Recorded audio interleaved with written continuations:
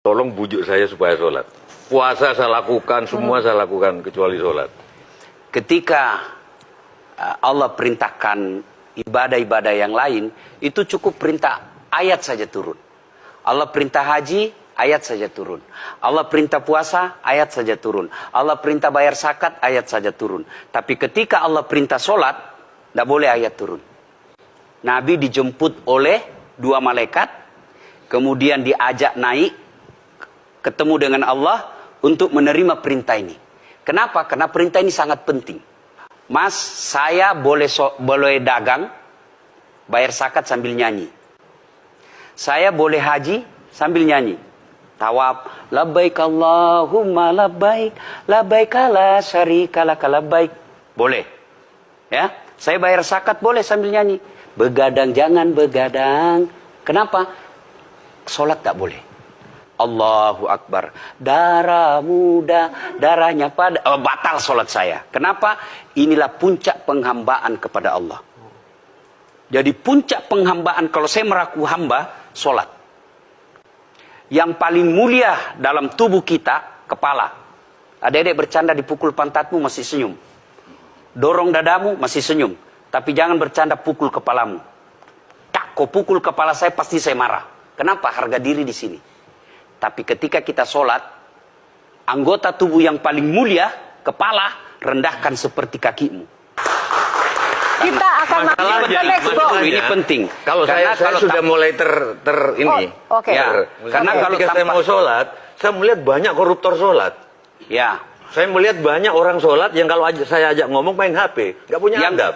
Yang paling enak memang sholat tidak korupsi. Yang paling nyaman memang, paling ideal, sholat jujur. Tapi wala talbisul haqqa bil batil, kata Allah. Allah tidak mencampurkan antara hak dan batil. Sholatmu beda, puasamu beda, maksiatmu beda. Itulah sehingga Allah hadirkan 2 malaikat. Rakit dan atid. Mencatat yang baik di baik, yang salah salah. Tapi ini setan kan tidak membiarkan itu. Maka setan masuk. Nah, dia sholat tapi dia korup. Tapi Allah Maha Adil, maka ditimbanglah nanti. Mana yang lebih banyak, kebaikanmu atau keburukanmu. Kalau dia baik amalnya, tapi tidak ada sholatnya, sia-sia. Kenapa? Passwordnya kebaikan itu, kuncinya itu adalah sholat.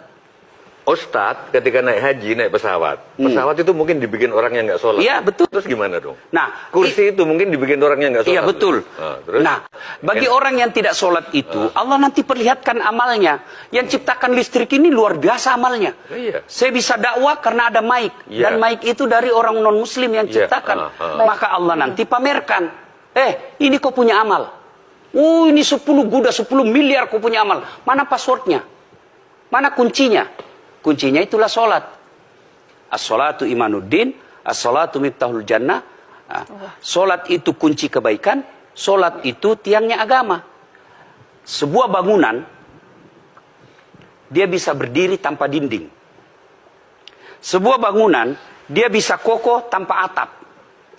Tapi ketika bangunan tidak punya tiang, pasti tidak kokoh. Tiang itulah dalam agama, sholat. Dia tidak husuk, tidak ada urusan. Allah tidak hitung kamu husuk atau tidak. Kamu datang deh sujud sama saya. Orang haji kan melempar 3 jumroh. 1 tiang, 7 batu. Kenapa tidak dikumpul saja itu? 1 kali lempar, tak, tak, tak. Kenapa? Kenapa mesti 3 hari dan kenapa mesti 3 titik? Itu pesan moralnya, melawan setan itu perlu napas panjang. Dengar azan, jangan pikir saya tahu dia tebar itu. Tidak usah kau sholat, nanti kau tua. Anggaplah pergi sholat. Setan menyerah, tidak. Buru-buru kamu, buru-buru. Akhirnya apa? Wudhu tidak sempurna. Anggaplah Anda wudhu dengan sempurna. Setan menyerah, tidak. Masuk masjid. Tidak usah sholat sunnah, tidak usah sholat sunnah. Prinsipnya setan, kalau dia tidak bisa dikalah, jangan untung. Nah, gimana Mbak Teja? Udah teryakinkan? Oke.